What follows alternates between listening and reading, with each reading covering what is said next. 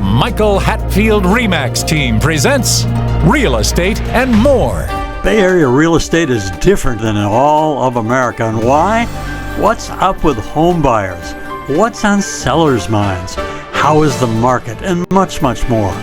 Now, here's your host, Michael Hatfield. Welcome to the Real Estate and More Show. I'm so glad you're here today. It's a pleasure to be able to talk about some of these exciting topics. Everybody's been asking the questions, well, what does the Sitzer-Burnett class action lawsuit settlement against the National Association of Realtors, what does that have to do with me if I want to buy or sell a home?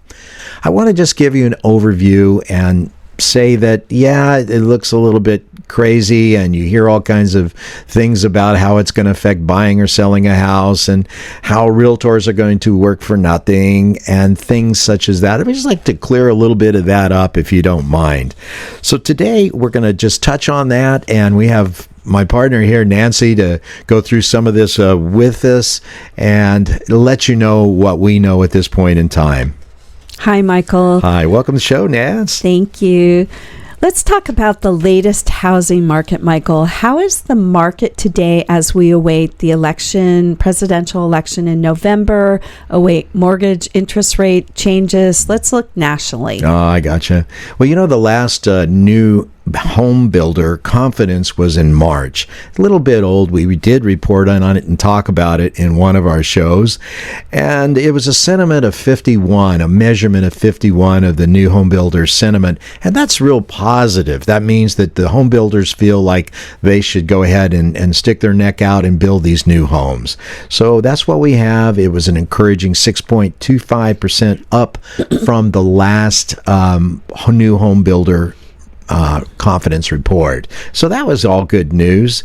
And so we're fortunate in the Bay Area. You know, we report nationally on these things, but the Bay Area is something else again. Has its own parameters. It's like weather. It's like its own microclimate. So we're in a micro housing market that we have here. It's unique for sure. Over the last 6 months, despite the fact that we were hoping for interest rate decreases to bring more buyers to the market, we haven't really seen that happening. We've seen pretty much even interest rates over the last period of time. This last week, for example, 30-year fixed is hovering around 6.89%, and it's about the same. If you do a 5-in-1 ARM, it's 6.59%, which is a little bit different. So mortgage rates are not bad, but if you're buying a home for a bit of money, it can be a little bit expensive. Wouldn't you say, Nance? I would say. Yeah. I would say. So many people are asking about the Sitzer-Burnett class action lawsuit settlement against the large trade organization, the National Association of Realtors, and against a few of the large brokerages. They want to know the bullet points, right? And what it means to them. Can you give us your thoughts and opinions on that? Yeah, still much is to come out from this settlement, and you read all of this stuff on the internet. Well, essentially the way that it has worked over the course of time is that when a listing for a home is taken, that means a listing broker and his agent approach a seller, the amount that is paid through escrow at the end of the transaction is also taken for the buyer's broker and the buyer's agent also.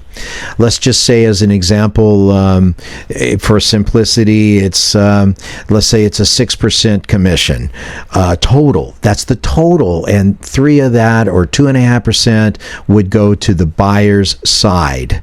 That means the buyer broker gets the money, then he pays his agent. The agent pays their costs and their fees and their taxes, and that's kind of how it works. It has been that way for decades and decades and decades. In the MLS, the multiple listing platform that we use to post homes that are available for sale.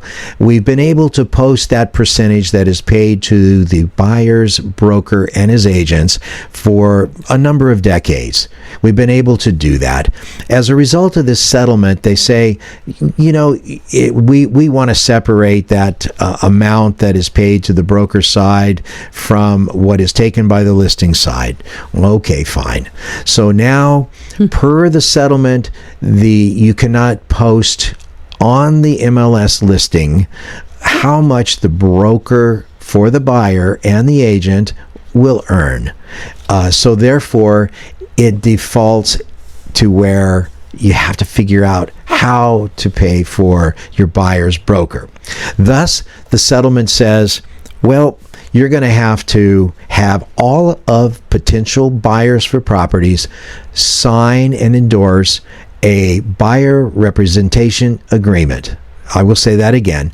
By a law now, and by the result of this settlement, if you want to buy a house and you go to, let's say you come to us, you're going to fill out with us a buyer representation agreement.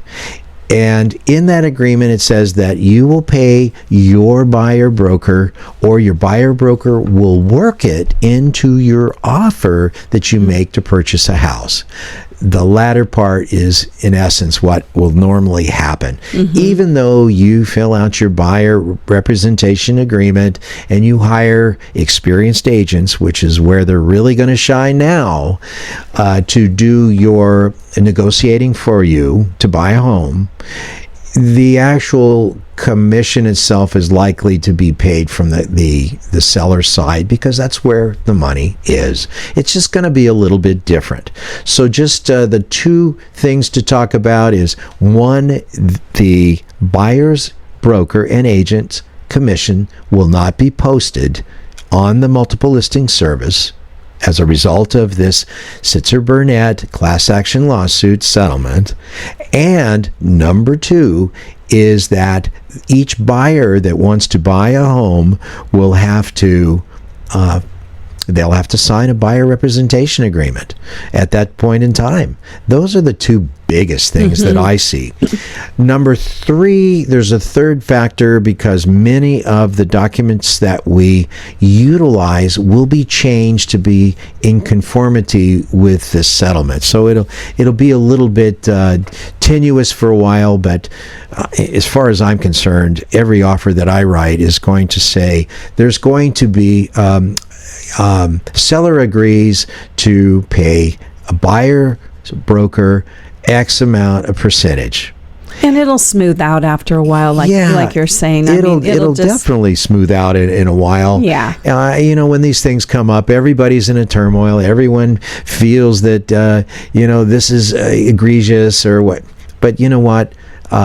If you pay attention to what we've said all along, and you hire experienced agents that have your best interest at heart, they're going to make sure that it all comes out in the wash and in your favor. They're going to do everything they can anyway. Right. I mean, it'll be a bumpy road for a little bit, but it'll roll out and it'll be fine. Yeah. And the first I heard of it, I was saying, oh my gosh, more paperwork. Well, the life that we lead in this day and age is more paperwork. You go to the cleaners, you're filling out paperwork. You go to buy a house, you're filling out paperwork. It's just important. And I can't say this enough. Folks, when you go to hire a real estate agent, you should hire experienced agents. Get the guys and the girls with skill. Just because they sell the most amount of real estate doesn't mean that they're the best for you. Interview a couple. Talk to them. Talking is very important, instead of burying your head in your phone or your mobile device and saying, well, what does the internet say about this? I mean, you can do all that if you wish, or you can go to the people that have the boots on the street and say, how does this work? And we've had a multitude of questions from people, so that's why we just wanted to put out a little bit on this settlement. That's kind of how it tends to work at this point. It's a lot all at once, but like I said, it'll smooth out. So did you want to talk any more about how this the settlement will affect the sellers and what it means to sellers, or anything more on what it, how it will affect buyers and what it means to buyers? Right. Well, I think that the answer is our listing documents are going to change, and they will no longer encompass that buyer portion, the buyer broker portion, as it has for decades. It will be kind of secret, set aside, or whatever. So the listing documents will change. Don't shoot the messenger here, folks. But they'll change a little bit and be a little bit different. And at that time, the seller is going to have to realize that he's going to have to pay the buyer's broker as well in the contract somewhere, or the buyer, God forbid, will have to pay his own broker and agent. That sounds all very nice, but if you follow the money, you find that in the transaction, that has the money to be able to pay for professional and skilled services. And buyers are often reaching just to purchase that home, the ones that we work with a lot of the time, and it takes a lot. So, yeah, I hear you. It's not easy to buy a home, and I think I don't know if it was the Big R website. They posted there's 131 things that an agent or broker does when you buy or you sell a home. There's a lot goes into it. In order to do a proper job at representing your clients, you really have to know a bit. You're going to have a little bit of knowledge towards the legal side. You're going to have to be very helpful with people, and sometimes that's why Nancy does so okay. Well, she's great with people, and I get cranky. I guess it's maybe part of my vintage.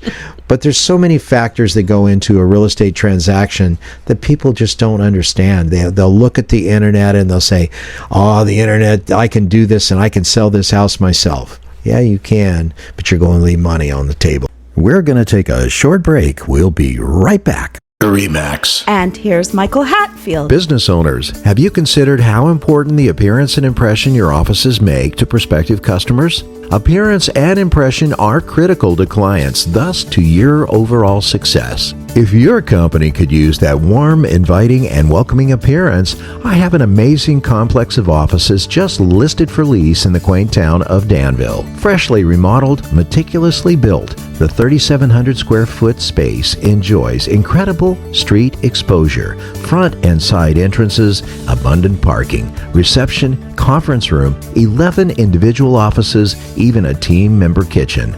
This premium space is located in a blue ribbon building maintained by the renowned Sherman Properties Group. Waste not 1 minute. Call us now. Get help with buying or selling by calling the Michael Hatfield RE/MAX support team at 1-800-800-5763. That's 1-800-800-5763. And now, back to our show. Well, in reality, when you start factoring in the human factor, there's all kinds of dynamics that show up that we just don't even realize. Yeah. So, in your opinion, what effect will it have on clients who are sellers and on clients who are buyers who want to hire experienced realtors? Anything else on that? I mean... Well, again, a lot of our buyers today have millennial vintage of that particular age range, and that's a big portion of our total buyers in a lot of locales. Sure. They like to go to the internet. They like to go to the internet and learn what they can and assume that the internet is right. Quite often, the internet is old information. It's not always right. Well, you want skilled, experienced agents to best represent you. It's well worth the money. It's well worth the money, I have to tell you. And that's just me being a friend to somebody. They ask me, I tell them, don't try to represent yourself. Right. There's too much to know, too many places to make errors. You want the experience of an experienced negotiator representing you in one of the biggest transactions you'll do in your life. You want the human, not the robot. You're right. negotiating for you. You're right. So, cannot a buyer's compensation be negotiated by the buyer when he places an offer or she places an offer? Absolutely. That is the supposed intent of the settlement, the Sitzer-Burnett settlement, is that to let the buyers represent let the buyers negotiate with their agents what their commission will be or what their compensation will be. Well, that's all very nice, but over the course of numbers of decades and years, the compensation percentages, they kind of fall out as a result of market, meaning that the market kind of determines what that negotiated amount will be, whereas some people think, well, it's a negotiated amount. If somebody comes to me and say, hey, you want to sell my house for me? I pay you nothing. I'm going to say, well, I'll pass. If somebody comes to me and say, I will pay you 1%, I'm sorry, I'm going to pass. If they say, I'll pay you market value for your skilled, experienced services that I know will provide value over and above what will be your portion of the compensation, then I'll say, are you a nice person? And if the answer to that is yes, then we'll take you on as clients. Then you'll start talking. Yep. Yes. Got it. Absolutely. Got it. So you're listening to the Real Estate More Show, Changes in Buying or Selling at Home episode. I'm your host today. Is the settlement likely to benefit a buyer or a seller by paying less to a buyer or seller's broker? Right. Maybe not. Your experienced realtors, your skilled people, people that are doing well at what they do and know what they're doing, they're going to expect market value. They're going to provide market value, plus they're going to expect compensation in that regard. That's natural. So everybody has to put food on the table. They do. And that doesn't mean that I would walk in and say, I want 10%. I would never do that, for one. But number two is you have to put food on the table. You have to feed your family. And we work awfully hard. To be quite candid, it's a hard operation to deal with so many factors and variables in the home sale transaction. You're right. There's quite a few. Let's talk for a moment a little more on representing a buyer after the August 17th changes go into effect. What do you want to talk about with regard to that, Michael? Well, this is where I'd said before, don't shoot the messenger, but everyone is, again, going to have to sign a buyer representation agreement per the result of this settlement. It's not me, it's not Nancy, it's not other agents out there. In order to show you a home, I want everyone to think about this for a minute. In order to show you a home, it is now become a law that you have to sign your buyer representation agreement. Incredible. Kind of crazy. Yep. Kind of crazy. World we did. Never had one much before, never had a use for one much before, but now we do. So I can see there will be substantial conversation with a home seller discussing what can be done to put a deal together with buyers. So talk a little more about that. When our policy with Nancy and I, the way we do it, we sit down and we go over the offer agreement with every buyer that there is. We explain the type of documents that are involved, and they're quite voluminous. If there is a lender involved, there's the loan documents there, the grant deeds, the mortgage, and how all of this tends to work together.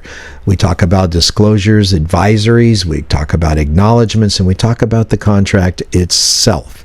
So there's a lot to be talked about, and now we're going to be talking about how to put a deal together to where it actually works for the buyer and the seller, to where you get a deal. Because quite frankly, running a race, let's just say a motorsport race, a Formula One race, a NASCAR race, any kind of a race, is really great.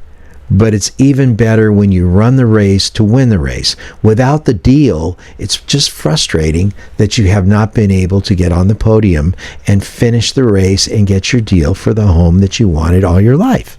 So it's important that that conversation take place, and we are to also talk about compensation between the buyer and the buyer's broker agent when we work that buyer representation agreement and talk about it in front of the buyers. They work hand in hand. So Exactly. do all these changes really matter? Well, one second. One thing that occurs to me is that we can always show what that percentage has been in the past. And then to take the pressure off of everything, we can write the offer requesting that the seller pay for it. So in essence, we've done a bit more paperwork, bit more discussion, but the system is going to change. Not change, it's going to stay pretty much the same. It will, in my view. So anything more on, at the end of the day, do the changes really matter? I think what's going to happen is that once the experienced agents are used to this, and we may lose some inexperienced agents that just say, oh, it's too much work for me to deal with. But I think that at the end of the day, in a couple months, people are going to look at this and say, this is really no big deal. I mean, agents will. This is really no big deal. It's just different than the way we've been doing it in the past. Right. And we'll just comply with the settlement that is required of us, and we'll just make it happen. And I think that's really the answer, is that in a couple months, it was a road bump in the road, but I think we'll be moving right on after that. Right. So do you think that 95% of the offers will have a request then to pay the buyer's agent? Absolutely. I think that's where it'll go. Okay. It's just that we won't be able, again, to post it on the MLS to where the buyer's brokers can see it. It's just going to be a negotiated factor in any contract that is made. Let's just say that we had a well-heeled buyer that's got excess money. He's got the money for the down payment, and he's got the money to pay the brokerage fees.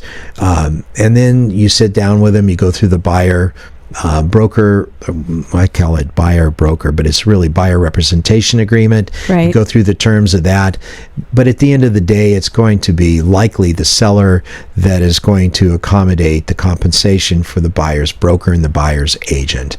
That's just the way it'll go out, because that's where it's at. If you had a buyer that has all kinds of money and he's got the money in front, then there's going to be some other conditions laid upon him if he's decided he's going to pay it and ask the seller for a net contract, a net of compensation for the buyer's broker.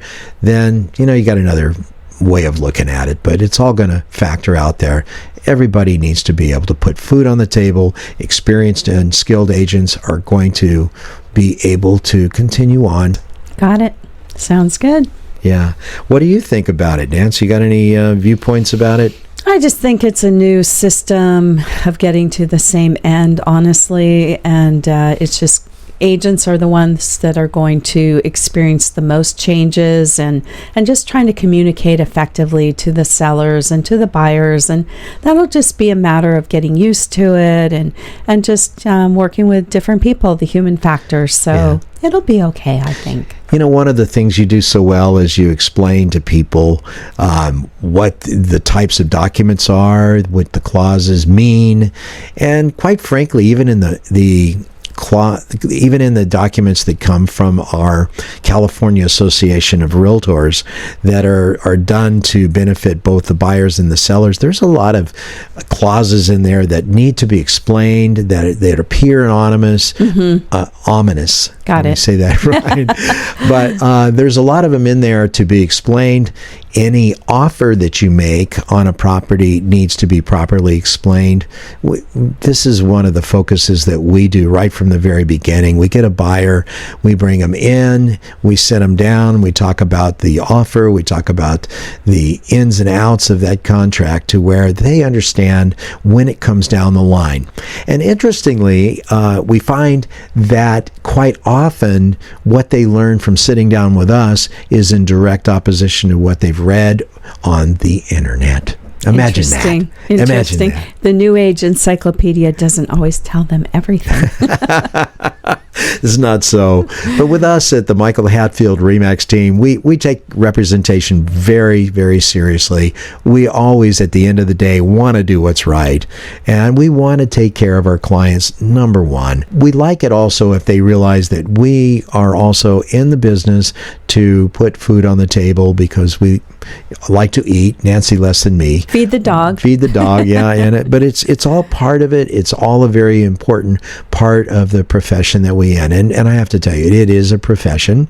It is. It is a profession where you right from the beginning, you're having to convince the passenger that you are worthy of leading them through this very unwieldy process and lengthy process, and it's important. You don't want things popping up later on down the road that they're not expecting, because nobody likes to find something that they weren't expecting has now become a problem. We do everything we can to alleviate that. We start right out at the beginning, just saying this is going to happen, this is how this happens, and this is why this happens, and let them ask questions. We expend an exorbitant amount of time discussing with buyer clients as well as seller clients how this works, and it's worth every bit of it because we do a decent job. Absolutely, and we answer our phone and we get back to people.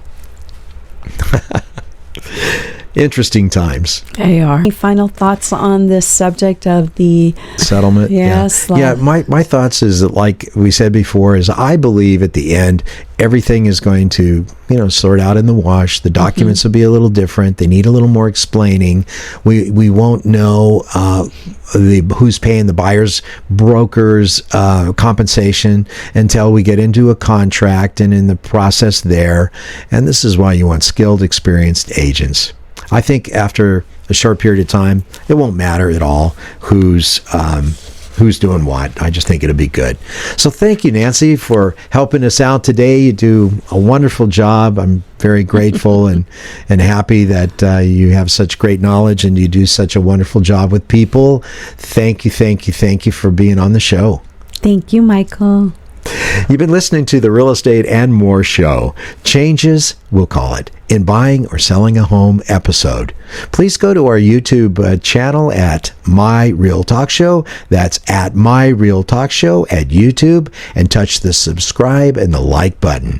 We'll be back next week and are planning a great show for you, and I hope you tune in. Have a blessed week. Please remember to go to our new YouTube handle, My Real Talk Show. That's My Real Talk Show at youtube.com, and touch that subscribe button. You can also find past aired shows at our handle, My Real Talk Show, on youtube.com.